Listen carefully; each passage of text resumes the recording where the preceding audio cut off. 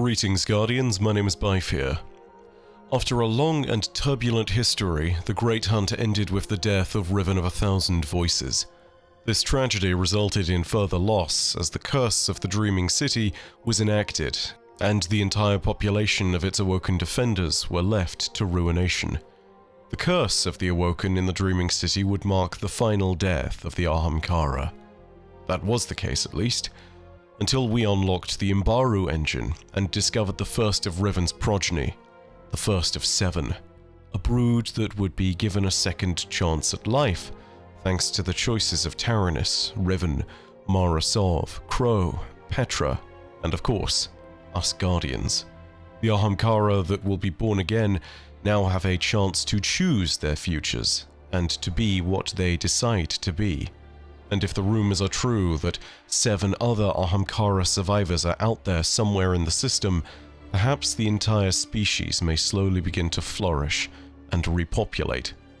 But as the promise of their return from the brink of disaster fast approaches, so too do new threats. Today we'll be talking about one such threat and its potential to cause chaos beyond reckoning. A second great hunt looms on the horizon. A hunt conducted by a desperate power in need of a paracausal weapon to break the coming stalemate. I talk, of course, about the Cabal of Keitel's ascendancy. Our story truly begins with an assembly of Keitel's war council aboard her flagship. The Empress has gathered her remaining generals and commanders amongst the flotilla that fled Torobatl. Many of these ships have not only fled with what remains of the military of the Great Cabal Society, but also with many of their civilians. Now they await the result of the War of the Witness, and as they do the only thing that they can. They strategize. In the midst of all this, some other Cabal within the fleet have broken cover and made landfall. They have created administrations that are distinct from the evacuation fleet, and have set up outposts that exist in defiance of the Empress's rule. As the War Council met to discuss this matter, they would eventually find themselves drawn into a discourse about the Ahamkara, and from this moment, Keitel would potentially decide the shape of the future going forward. We need not see these local administrations as challenges to the Empress's rule, Councillor Torin said to the assembled War Council. In truth, they may be keeping the whole fleet from descending into anarchy. I don't give a warbeast's turd if they are, sneered Valas Tharag. This is treason. We should dispatch a legion to establish order. A murmur of agreement bubbled up from the assembled Cabal commanders. Empress Keitel regarded the handful of holographic blips hanging over the council table. They represented refugees from her sundered homeworld, adrift on massive starships in deep space. The remainder of their civilization, reduced to digital specks. And what say you, Valas Saladin? The Empress asked. We have a saying on Earth, the Iron Lord replied. There are 2 ways to move a warbeast. With a chunk of flesh, or with your fist. The situation calls for both. The assorted commanders grunted in assent. So it shall be, the Empress declared. Torin, dispatch a shipment of goods immediately, with all luxuries included. If conservation of resources is the pretext for their authority, let us remove it. Valas Tharag, she continued, you shall be my fist. Send an echelon to guard the shipment from fallen raiders. Reassert my authority in no uncertain terms. The Empress stamped her foot lightly on the ship's deck. The matter was settled. Very well, Torin said. Our next item is... The councillor stopped mid-sentence, interrupted by a pleasant ringing octave that seemed to come from inside her own head. Everyone in the council perked up. They heard it too. They turned their attention to the closed doorway. Optus Quarix, the Empress said, her voice laced with concern. Come in. The telepathic tone dissipated. The Scion entered, her lone eye unshielded by a helmet. Gradually, a series of images bloomed in the Council's imagination. The Witness, Portal, Savathun, Eris Morn, Wishing Wall, Spire, Eggs, Ahamkara, Riven. Riven. The room was gripped by tense silence. Keitel had avoided bringing up the witness thus far because despite their best efforts, the Cabal were helpless to breach the portal. The Empress knew that the resulting feeling of impotence made her commanders rash. They were ill-accustomed to dread. At least now, they had a path forward. The Vanguard has a habit of playing with forces they cannot hope to control, Councillor Tharek muttered. The fact that we're resurrecting the Ahamkara at all is proof they can be controlled, Saladin replied coolly. Or at least, eliminated. Ah, yes, the Empress said. Your famed Great Hunt. If I recall the Mythkeeper Asha's lessons, you were integral to their extinction. Is that not so? It is, Saladin replied with reluctance. The Ahamkara were deemed too dangerous to live, so we killed them.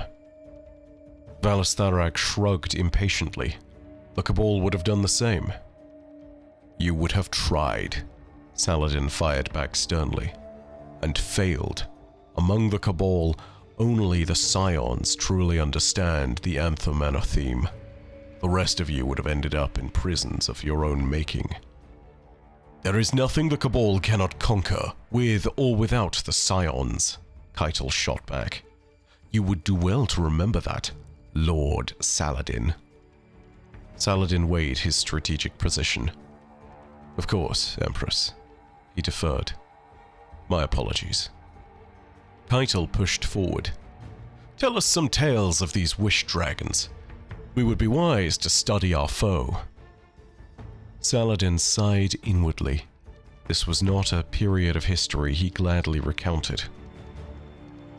As you wish. From here it seems that Lord Saladin began to tell the tales of the Great Hunt.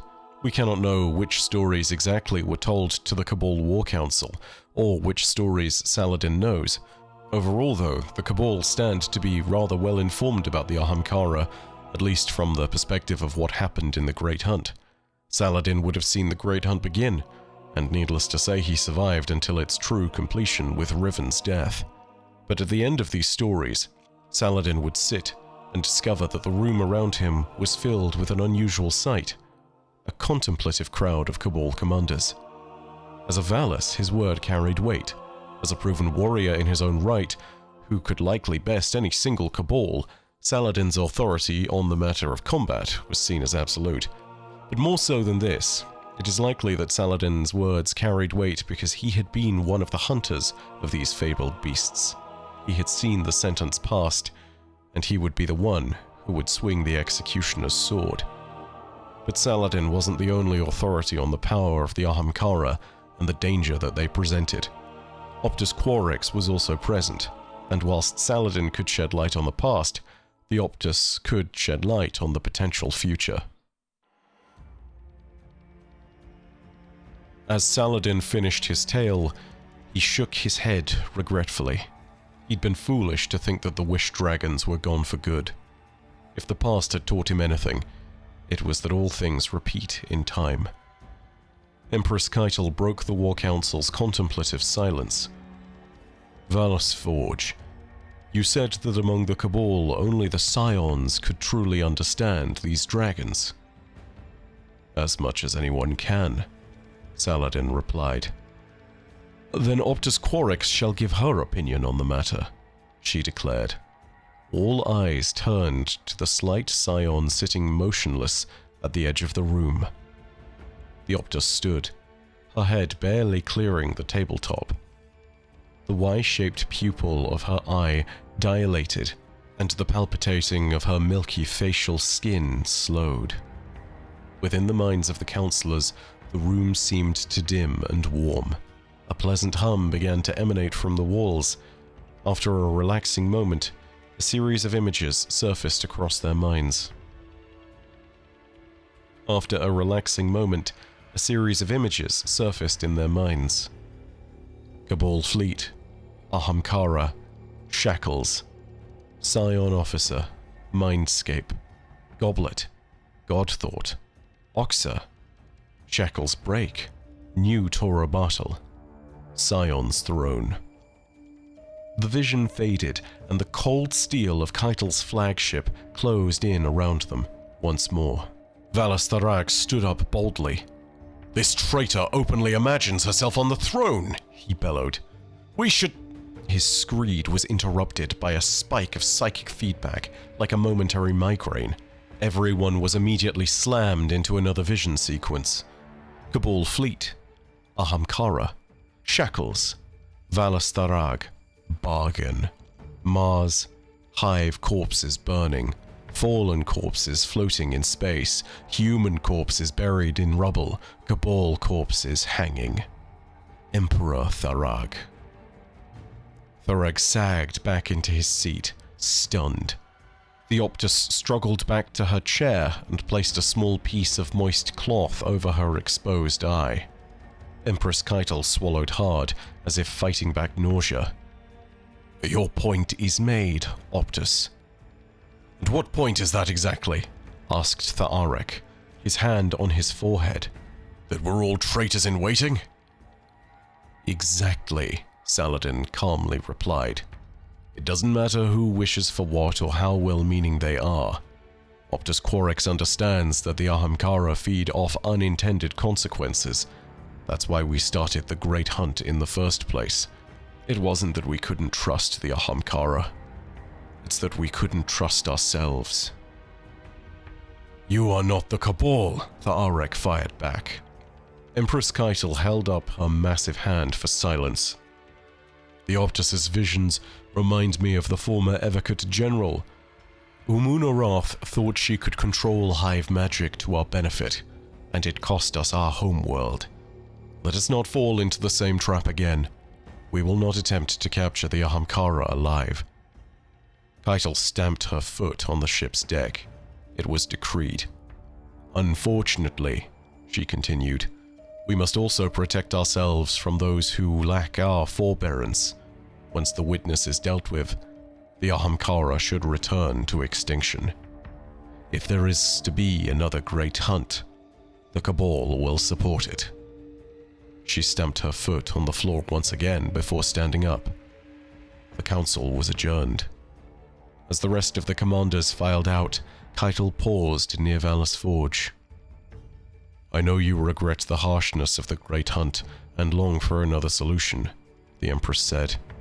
"But even with the benefit of hindsight, do you see another way?" Saladin shook his head in resignation.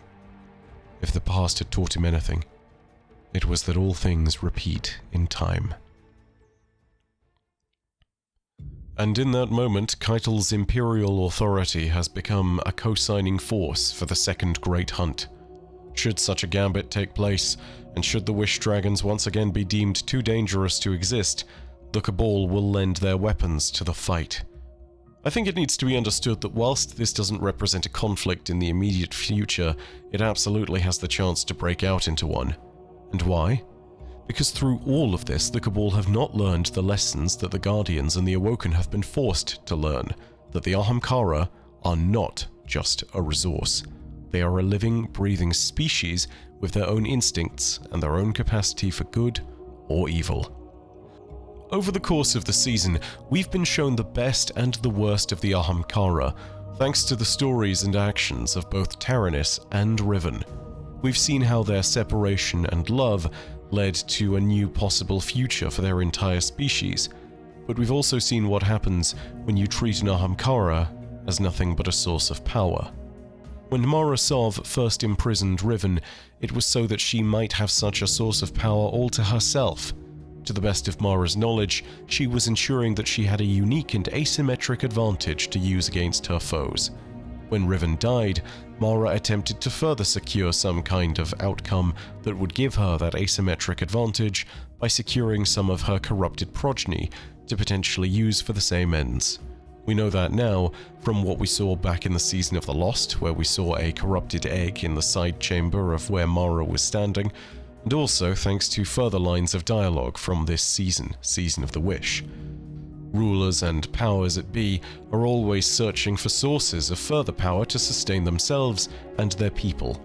It's why, yet again, so many factions flocked to the confluence to find Riven's eggs. The Vex came to deny us their power and potentially use it for themselves. The Taken were drawn to it like flies to carrion, brought in by the potential to serve a greater will. The Scorn, directed by Fikrul at the end of the season, assembled with the intent of making their own wish from one of the whims that had been hidden away. But in all of this, why did Riven want her eggs to be saved?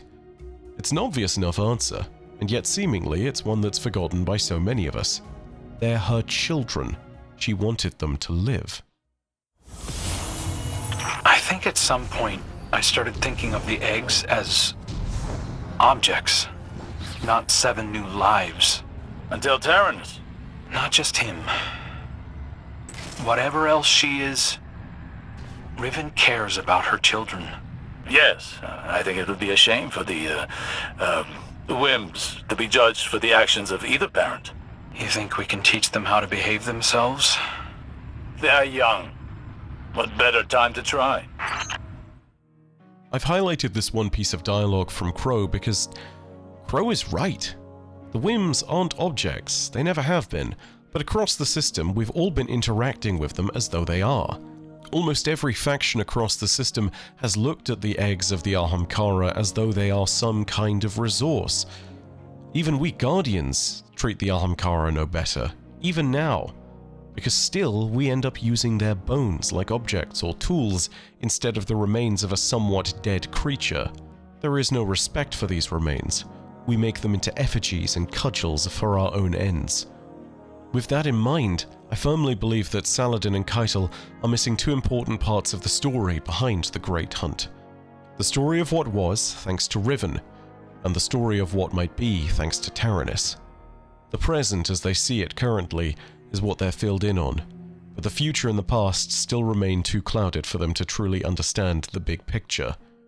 The past shows us the potential of the Ahamkara through the creation of the Awoken's most holy city.